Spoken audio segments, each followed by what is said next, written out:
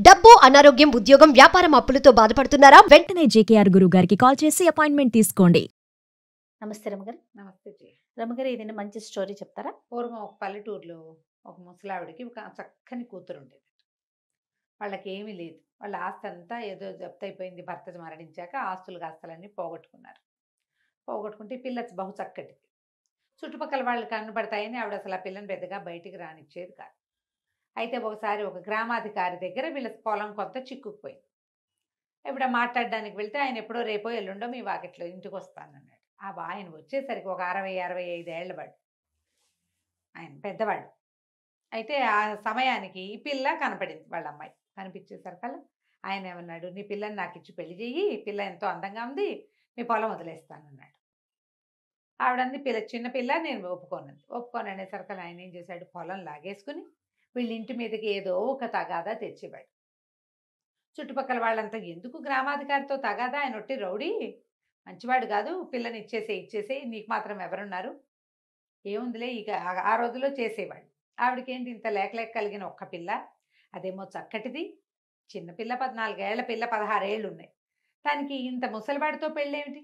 పైగా వాళ్ళ ఇంటి చరిత్ర అంత మంచిది కాదు, ఆ కొడుకులు కూడా దుర్మార్గులే. వాళ్ళు ఏం చేస్తారో ఈ పిల్లని, ఇంత చక్కటి పిల్లని. దాంతో ఈవిడేం చేసింది, ఒకనాడు ఒప్పుకుంది పెళ్ళికి. వాళ్ళని మీరు ఏర్పాట్లు చేసుకోండి అని చెప్పింది.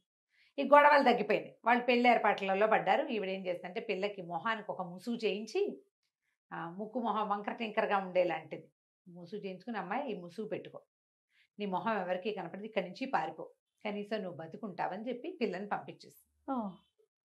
ఆవిడ బాగా జబ్బు చేసి ఉంది. పిల్ల వెళ్ళిపోయిన 2-3 రోజులకి ఆవిడ కాస్త చనిపోయింది. ఇల్లు ఇదైపోయినా ఈ పిల్ల ఎవరెవరి ఇళ్లలోనో పనిచేసుకుంటూ బతికింది. అయితే ఏమైంది, ఒక షావుకారు గారింట్లో చేరింది. దీని మొహం ఎవరికి కనపడేది కాదు, వంకర టింకర మొహం, ముక్కు మొహానికి ముసుకుండేది కదా, ఈ ముసుగేసుకుని ఉండి నెత్తిమించి కొంగిట కప్పుకుని ఉండేది. వీళ్ళు దీన్ని చూసి అందరు అనేవాళ్ళు, ఏమి రూపం రాదింది, రూపసి అని ఎక్కిరిచ్చేవాళ్ళు, రూపసి అని పిలిచేవాళ్ళు. అయితే జమీందార్ గారింట్లో, ఒక షావుకారు గారింట్లో చేరింది. వాళ్ళ ఇంట్లో ఏంటంటే వంట మనిషికి ఏదో ఇబ్బంది అయితే ఒక 2 రోజులు పని చేయడానికి పెట్టుకుని ఈ పిల్ల చక్కగా వంట చేసేది, చాలా బాగా వంట చేసేది. ఆ పిల్ల వంటకి వాళ్ళు బాగా అలవాటు పడ్డారు. ఏడాది అని అర్థం ఉంది. అయితే ఏమైంది, క్రమంగా పిల్ల చేసే పాయసాలు అవి అసలు వాళ్ళ చుట్టాలందరికీ మహా ఇష్టమట. అమ్మాయి పాయసం చేసినప్పుడల్లా చుట్టుపక్కల జనాలు కూడా వచ్చి తాగిపోయేవాళ్ళు, అంత బాగుండేది. అయితే ఒకనాడు ఏమైంది, షావుకారు గారు భార్య ఏదో దేవాలయానికి వెళ్ళారు. వెళ్తే సరే పిల్ల తలుపేసుకుని స్నానం చేస్తోంది లోపల. వాళ్ళు ఏదో ఒక పూజా ద్రవ్యం ఒకటి ఇంట్లో మర్చిపోయామని షావుకారు గారు అబ్బాయిని వెనక్కి పంపించారు. ఈ అబ్బాయి తలుపు కొట్టేసరికల్లా ఈ అమ్మాయి ఏం చేసింది, మరి తలుపు తీయాలి కదా, గబుక్కను పరిగెత్తుకుంటూ వచ్చి తలుపు తీసేసి ఒక్క పరుగులో వెళ్ళిపోయి స్నానాలకు గది వైపుకి వెళ్ళిపోయింది. ఈ వెళ్ళిపోయేటప్పుడు అమ్మాయి ఏం చేసింది, స్నానం చేసేటప్పుడు ఆ ముసుగు ఏం తట్టుతారో ముసుగు తీసి పక్కన పెట్టింది. కొంగు అయితే కప్పుకుంది, కానీ ఈ అమ్మాయి మొహం కనపడింది వాడికి. 10 సెకండ్లు అందమైన మొహాన్ని చూశాడు. అది వచ్చింది రూపస్ అనుకోవాలి, ఇంకోళ్ళు ఎవరో వచ్చారనుకున్నాడు. అక్కడి నుంచి రూపసి అని కేకలు పెట్టాడు. బాబు స్నానం చేస్తున్నాను, వస్తానని చెప్పింది. మరి ఇంటికి ఎవరు వచ్చారు, నీ స్నేహితురాలు ఎవరైనా వచ్చిందా అని కేకేశాడు. ఎవరు రాలేదు, నేనే ఉన్నాను. స్నానం చేసి వచ్చాక ముసుగేసుకుంది. నేను ఇప్పుడు ఒక అమ్మాయిని చూశాను, నీ అంత ఎత్తే ఉంది, ఆ పిల్ల మొహం ఎంతో బాగుంది. ఆ మాట చెప్పండి, ఇంకో అమ్మాయిని చూశాను, నీ అంత అమ్మాయి అంటే నన్నే చూసావు నువ్వు అంటుంది. నేను చూసింది నిన్ను కాదు, ఆ అమ్మాయి ఎవరో అని అంటాడు. సరే, అక్కడి నుంచి రోజు ఈ పిల్లని పరిశీలించడం మొదలుపెట్టాడు. దీని పాదాలు చేతులు అతి సుకుమారంగా ఉంటాయి, తెలుపు గోల్డ్ చక్కగా వేళ్ళు ఉన్నగా. మొహం బాగోదు, సాధారణంగా మొహం బాగోపోతే వాటి మీదకి ఎవరికి దృష్టి వెళ్ళదు కదా. అవునవును. కానీ వీడు ఇదే సైజ్ అమ్మాయి, నా అమ్మాయికి ఇది అబద్ధం చెప్తోందని చూడగా వీడికి ఏమర్థమైంది, దాని ముక్కు మొహం ఎందుకో వంకర టింకరగా ఉన్నాయి, కానీ దాని జుట్టు బాగుంది, దాని పర్సనాలిటీ బాగుంది, చేతులు పాదాలు చక్కగా అందంగా శుభ్రంగా కనపడుతున్నాయి, మంచి గుడ్ ఫిగర్లో ఉంది పిల్ల, 17-18 ఏళ్ల పిల్ల. గమనించగా ఇతనికి ఏమర్థమైంది, ఈ అమ్మాయే ఆ అమ్మాయి ఖచ్చితంగా. ఈ మొహం, ఈ కనపడుతున్న మొహం మాత్రం కాదు. ఒక 6 నెలలు దాని వెనకాల తిరిగి అది ముసుగు లేకుండా ఇంకోలా ఉంటుందని కనిపెట్టి అక్కడి నుంచి ఈ పని పిల్లని పెళ్లి చేసుకుంటానని పెట్టాడు వాళ్ళ అమ్మ దగ్గర. వాళ్ళమ్మ, ఒరే బాగుండరు, నువ్వు అనాకారిగా ఉన్న పిల్లని చేసుకోవటం ఏంటో, అది ఎంత వంట బాగా చేస్తే మాత్రం, వంట బాగా చేస్తుంది, చాలా రుచిగా చేస్తుంది, చక్కగా అన్ని పనులు చేస్తుంది, బుద్ధిమంతురాలు, కానీ ఇంత వికారమైన పిల్లని చేసుకోవడం ఏంటంటే, అమ్మ అది వికారమైన పిల్ల కాదు అని చెప్పి ఏం చేశాడు, తల్లికి ఈ అమ్మాయి మొహం మీద ఉన్న ముసుగు లాగేసి చూపించేశాడు. ఓ దాంతో తల్లి ఆశ్చర్యపోయింది, ఎంత చక్కటి పిల్ల, కాగడ వేసి వెతికినా మన వాళ్ళలో ఇట్టటి పిల్ల దొరకదు. ఇట్లా ఆలోచించుకుని బతిమలాడుకుని పిల్లనిచ్చి పెళ్లి చేసుకున్నారు. అయితే ఈ పెళ్లి చేసేసరికల్లా ఏమైంది, పెళ్లి చేయటానికి వీళ్ళకి ఒక మంత్రవాది అయిన పురోహితుడు ఒకడొచ్చాడు. ఆయన కన్నుబడింది ఈ పిల్ల మీద. అయ్యో ఎంత బాగుంది, ఈ పిల్లని ఎట్లాగైనా స్వాధీనపరచుకోవాలనుకున్నాడు. తీసుకెళ్ళిపోవటం కాదు, స్వాధీనం చేసుకోవాలంతే. చూస్తూ ఉండేవాడు వచ్చినప్పుడల్లా పరిశీలనగా. కొంతకాలం గడిచింది, పెళ్ళై 2-3 సంవత్సరాలు అయింది, 20 ఏళ్ళు దాటినాయి. ఆ పిల్లకి పిల్లలు కలగలేదని పిల్లల కోసం గురువారిని అడిగారు, గురుస్వామిని. అమ్మాయికి సంతానం కలగలేదు, ఇంకా పెళ్ళై 3 సంవత్సరాలు అయిపోయింది అని అడిగేసరికల్లా ఈయన ఏమన్నాడు, మాది మనకి రొట్టె విరిగి నేతిలో పడిందని, సరే ఏదో పూజ చేస్తానన్నాడు. పూజ చేస్తానంటే ఈ పిల్లకి మొదటి నుంచి ఆయన చూపులు నచ్చేవి కాదు. పైగా ఈయన మంత్రవాది, మగవాడి చూపుని పచ్చికెట్టేస్తారు, ఆడవాళ్ళకి తెలిసిపోతుంది వీడు దురుద్దేశంలో ఉన్నాడు అని. సరే ఏం చేసింది, పూజ కూర్చోబెట్టారు. పూజకి ఎట్లా కూర్చోబెట్టాలి, ఏకాంతంగా కూర్చోబెట్టాలి. పూజ కూర్చోబెడితే ఆయన ఏం చేశాడు, ఆ పూజ ఓంబం అన్ని డామ్ డిస్కస్ చేసి, అత్తగారు కూడా ఉన్నారు, ఏకాంతమేం కాదు ఉన్నారు అందరూ కూడా, కొన్ని వక్కలు చేతులు పెట్టి ఇవి నువ్వే తినాలని చెప్పాడు. ఈ పిల్ల ఏం చేసింది, కామ్గా ఈ ప్రసాదం చేయడానికి ఆ పాత్రలు ఈ పాత్రలు అన్నీ పెడితే ఆ పాత్రల్లో జారవిడిచేసింది.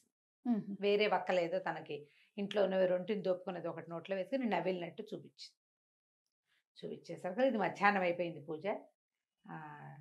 సరే సాయంకాలానికి గురుస్వామి గారు వెళ్ళిపోయాడు. ఒక గదిలో ఆయనకు ఒక పెద్ద గది ఇచ్చారు, ఆయన ఆ గదిలో ఉంటే రాత్రి తలుపు కొట్టినట్టు వినిపిస్తే రూపసే వచ్చేసింది అనుకున్నాడు. ఆ వక్కలేమిటి మంత్రించి ఇచ్చాడు, వాళ్ళు రాత్రికి తన దగ్గరికి వచ్చేయాలి ఆ మంత్రంతో. తలుపు కొట్టేసరికి అలా వంటింట్లో ఉన్న పాత్రలన్నీ ఎగురొచ్చి ఈయన కావలించుకున్నాయి. పాత్రలో వేసింది కదా, గిన్నెలో వేసింది కదా, గిన్నెలు మరిచిపోయి వచ్చేసినాయి అనమాట. పాత్రలను కూడా లైన్ లో పెడతాయి అమ్మ వక్కలు. గురుస్వామి చచ్చి చెడి ఎటాగొట్టా వాటిని వదిలించుకున్నాడు. మళ్ళీ పూజ చేయించారు. ఈసారి ఏం చేశాడు, ఈయన ఒక ప్రత్యేకంగా ఒక పండిచ్చి ఈ పండు నువ్వే తినమన్నాడు. ఆ అమ్మాయి ఏం చేసింది, ఆ మంత్రించి ఇచ్చిన పండుని జాగ్రత్తగా పెట్టుకుని ఇంకో పండు తీసు తిన్నానంతే.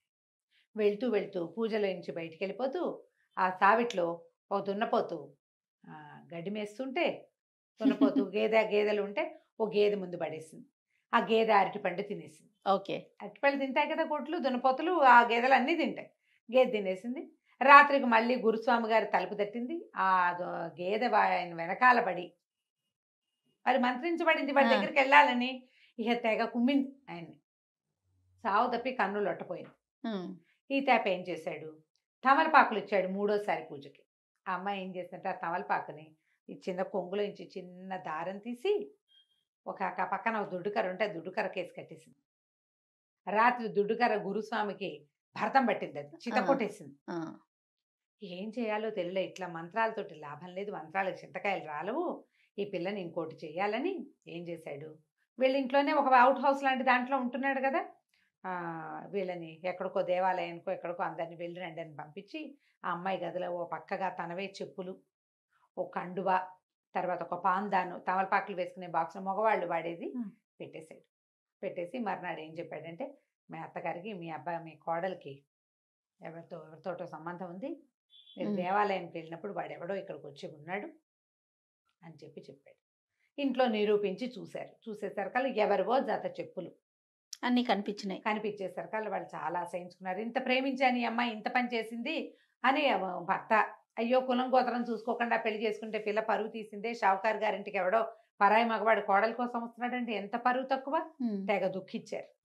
దుఃఖించేసరికల్లా అమ్మాయిని బయటికి పంపేస్తామన్నారు. అంటే ఇతనేమన్నాడు, చిచ్చి అలా వద్దు, అమ్మాయి ఇంతకాలం ఉండి మిమ్మల్ని ఇంత లైన్లో పెట్టేసింది అంటే ఇది మామూలు మనిషి కాదు, ఏదో మంత్రగత్తి అయి ఉంటుంది, ఏదో మంత్రాల పిల్ల, పెట్టెలో పడుకోబెట్టేసేద్దాం, ఆ పెట్టె తీసుకెళ్ళి నేను సముద్రంలో పారేస్తా, మళ్ళీ మన జోలికి రాకుండా ఉంటుంది, లేకపోతే మీ ఆస్తులన్నీ పోతాయని బెదిరించాడు. అక్కడి నుంచి ఏమైంది, సరే రాత్రికి ఏదో పాలు కల్పించి పాలల్లో కొంచెం నిద్రమందు కల్పించేశారు. ఆ నిద్రపోతున్న అమ్మాయిని పెద్ద పెట్టెలో పెట్టించి ఆ పిల్లని ఆ పెట్టెని ఈ గురుస్వామికి అప్పచెప్పారు. ఈయన ఏం చేశాడు, 4 మనుషులతోటి మోయించుకుని ఇక్కడ ఎక్కడా కాకుండా ఈ ఊరికి కొంచెం దూరంగా ఇంకో చిన్న ఊళ్ళో ఉన్న ఒక పేదరాశి పెద్దమ్మ అతనికి దూరపు చుట్టం, ఆ చుట్టం ఇంట్లో పెట్టించాడు.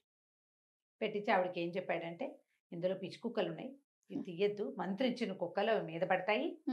మరి 2 రోజుల తర్వాత వీటిని నేను వాటి సంగతి నేను చూస్తాను, 2 రోజుల్లో వస్తానని చెప్పాడు. తను ఇంకో చోట కాపురం ఉండటానికి ఏర్పాట్లు చేసుకుందాం అనుకున్నాడు. సరే, ఈ పెద్దమ్మ ఏం చేసింది, ఆ పెట్టెను అక్కడే పెట్టి ఆవిడ దారిని ఆవిడ పని చేసుకుంటోంది. 2 రోజులు గడిచిపోయినాయి. పిల్ల లోపల ఆహారం లేదు, గాలి కూడా పెద్ద కారట్లో మూలుగుతుంటే ఏదో మూలుగు వినపడుతోంది. ఏంట్రా మూలుగు అని ఆ దేతాలు ఆ పెట్టెలో నుంచి వస్తుంది, పెట్టె మీద ఇట్ట టక్ టక్ కొట్టంగానే ఆ పిల్ల లోపల నుంచి, ఈ తలుపు నేను తీయలేనండి అంది. అనగానే ఆవిడ ఆశ్చర్యపోయింది, ఏంటి కుక్కలు మాట్లాడుతున్నాయి, ఆడపిల్ల గుంతలే ఉంది, ఇదేమిటని. అమ్మాయి ఎవరమ్మాయి నువ్వంటే, షావుకారు గారి కోడలండి, నన్నెవరో ఇందులో పెట్టారండి అని చెప్పేసరికల్లా, అమ్మో కుక్కలు లేవా, ఎవరితో ఆడపిల్ల మాట్లాడుతుంది, షావుకారు కోడలంటే ఆ మధ్య పెళ్ళైంది, ఆ పెళ్ళే కాబోలని తలుపు తీసేసరికల్లా లోపల పడుకుని కనపడింది పిల్ల. ఆ అమ్మాయిని లేవదీసి, ఏమిటమ్మాయి ఏమైందంటే, ఎటా బయట వచ్చానో తెలియదండి, మొన్న రాత్రి పాలు దాగి పడుకున్నాను, శుక్రవారం రాత్రి పాలు దాగి పడుకుంది, శనివారం పోయింది, ఇవాళ అది సోమవారం తెల్లవారిపోయింది. సరే, ఆవిడేం చేస్తుంది, పిల్లని లేవదీసి బయటికి తీసుకొచ్చి కాస్త మంచినీళ్ళు ఇచ్చి ఏదో తినడానికి పెట్టి, అసలు ఏం జరిగింది అంటే, ఇదిగో ఇలాంటి మీ ఈ పెట్టె ఎవరు తెచ్చారు అని. ఆ పెట్టె తమ అత్తవారింట్లోది, అది గుర్తుపట్టింది, తన గదిలో ఉండే భోషాణమే అది. ఎవరు తీసుకొచ్చారు, మీ గురుస్వామి తీసుకొచ్చాడు. ఆ గురుస్వామి దుర్మార్గుడు ఇప్పటికి 3 ప్రయత్నాలు చేశాడు నన్ను స్వాధీనపరచుకోవడానికి, నేను లొంగట్లేదని ఏదో ఎత్తేసినట్టున్నాడు అని చెప్పేసరికి ఈవిడేమంది, అమ్మాయి ఉండు, నువ్వు అన్నం తిన్నావు కదా, పద నిన్నని చెప్పి తీసుకుపోయి 5-6 ఏళ్ళ అవతల తమ స్నేహితుల ఇంట్లో ఈ పిల్లని బయటికి రానివ్వద్దు, దీన్ని జాగ్రత్తగా చూసుకోండి అని అక్కడ అప్పచెప్పొచ్చేసి, అక్కడి నుంచి వాకిట్లో పిచ్చి కుక్కలు కాదు, మామూలుగానే ఊర కుక్కలు ఉంటే దాదా అని వాటికి చపాతీలు పెడతానని పిలిచి ఒక్కొక్కని ఎత్తి పెట్లో పడేసి లాక్ చేసేసింది, గడి పెట్టేసింది. కుక్కలు లోపల కూర్చుని అక్కడి నుంచి సోమవారం నాటి రాత్రి ఇంతను వచ్చేసరికి గురుస్వామి వచ్చేసరికి ఈవిడేమంది, నాకు వేరే వాళ్ళ ఇంట్లో పని ఉంది, ఇవాళ రేపు నేను ఉండను ఇంట్లో, మా ఇంట్లో నువ్వు ఉండు, ఇగో నీ పెట్టే అని చెప్పి వెళ్ళిపోయింది. ఎవరింటికి వెనకాల వాళ్ళ ఇంట్లోనే ఉంది. వీడేం చేశాడు, ఇప్పుడు పెద్దమ్మ కూడా లేదు ఇంట్లో, ఏకాంతం లభించింది, ఈ పిల్లని స్వాధీనపరచుకోవచ్చని తలుపు తీసేసరికల్లా పొద్దున్నుంచి పెట్టెలో కూర్చుని ఉన్న కుక్కలు ఒక్క ఉదుటిన వీడి మీద పడ్డాయి. మొహం అంతా రక్కి పీకేసింది. కుక్కలు కరిచేస్తాయి కదా, అక్కడి నుంచి పారిపోయినాయి బయటికి. ఈ దెబ్బలు కుక్క కాటలతోటి మూలుగుతూ పడున్నాడు. సాయంత్రానికి మొత్తం తతంగం జరిగిందంతా తెలిసిపోతుంది కదా. తెల్లారేసరికి కుక్కల అరుపులు, మనిషి అరుపులు వినపడతాయి. తెల్లవారు ఆ పెద్దమ్మ వచ్చి చూసేసరికి ఇంకేముంది, ఒళ్ళంతా కుక్క కాటలతోటి కొస ప్రాణంతో ఉన్నాడు ఈ గురుస్వామి. కుక్కల కోరల వల్ల విషం ఎక్కేసి 2 రోజుల్లో మరణించాడు. అందరికీ కబురు చేశారు, ఈ గురుస్వామి గారు మరణించారు అని. వీళ్ళేమనుకున్నారు, షావుకారు గారు, అయ్యో మన కోడల్ని పెట్లో పెట్టి వాళ్ళకి అప్పచెప్పాము, దాని ప్రభావం వల్ల ఈయన చచ్చిపోయాడు అనుకున్నారు వాళ్ళు. చాలా బాధపడ్డారు. ఆ కోడలు పోయింది, రుచికరమైన వంట పోయింది, గురుస్వామి పోయాడు. ఒక 10 రోజులు 15 రోజులు గడిచిన తర్వాత ఈ పెద్దమ్మాయి ఏమందంటే, అమ్మాయి మీ అత్తగారిని మామగారిని మీ ఆయన్ని ఇక్కడికి భోజనానికి పిలుస్తా, శుభ్రంగా నువ్వు వంట చేసి పెట్టని పిల్లతో వంట చేయించింది.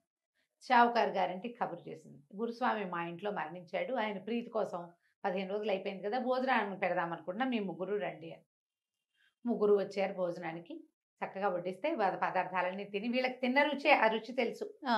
అత్తగారు కళ్ళ నీళ్ళ పర్యంతం అయిపోయింది, ఎంత బాగా వంట చేస్తుంది, అచ్చు అట్టాగే ఉందని. చివరికి కప్పుల్లో పాయసం పోసి పట్టుకొచ్చి ఇచ్చారు. పాయసం తాగేసరికి ఆ పిల్ల పాయసం చాలా ప్రత్యేకంగా చేస్తుంది కదా, కథలో ముందే చెప్పుకున్నాం. అసలైతే మొగుడు ఏడ్చేస్తున్నాడు, అత్తగారు కళ్ళ నీళ్ళు పెట్టుకుంటుంది, మామగారు నెత్తిమీ చేతులు పెట్టి కూర్చున్నాడు. మా కోడలు అచ్చు ఇట్టాగే చేసేది, చచ్చిపోయిందో ఏమైపోయిందో ఏమిటో ఆ పిల్ల ఎందుకు వచ్చిందో అనేసరికల్లా, ఎందుకో రాలేదండి, మీ కొడుకు కోసమే వచ్చింది, ఇదిగో ఇక్కడే ఉంది, మీ కోడలు చేసిన పాయసమైనా పిల్లని తెచ్చి చూపించేసరికి వాళ్ళు తల్లిపోయారు. ఇదేమిటి, ఇది ఎట్లా జరిగిందంటే, గురుస్వామి మిమ్మల్ని మోసం చేశాడు, ఈ పిల్ల తప్పేమీ లేదు, దానికి శాస్తిగానే వాడు చచ్చిపోయాడు, మీ పిల్లని మీరు తీసుకెళ్ళండి అంటే, ఆ రూపసి పేరున్న మహాద్భుత సౌందర్యవతి అయిన తమ కోడల్ని మళ్ళీ వాళ్ళు ఇంటికి తీసుకుపోయారు. వాళ్ళు నమ్మటం ఒక పొరపాటు, మరి వాళ్ళు గురువుని నమ్ముతారు కదా ఎవరైనా కూడా. అలాగే ఇట్లా మోసం చేసే గురువుల్ని ఇప్పుడు చూస్తున్నాను. అవునవునండి, బోల్డని కథలు ఉన్నాయి దీని మీద. కోకొల్లలు ఇప్పుడు అసలు ప్రత్యక్షమైనవే. అవును, మనకి రెగ్యులర్ గా జరిగేవి. నిజ జీవితంలోనే గురువుల్ని నమ్మి ఇలా మోసపోతున్న కథలు మనకు చాలా కనపడుతుంది. కథ కంచికి మనం ఇంటికి. రైట్. నమస్తే. నమస్తే.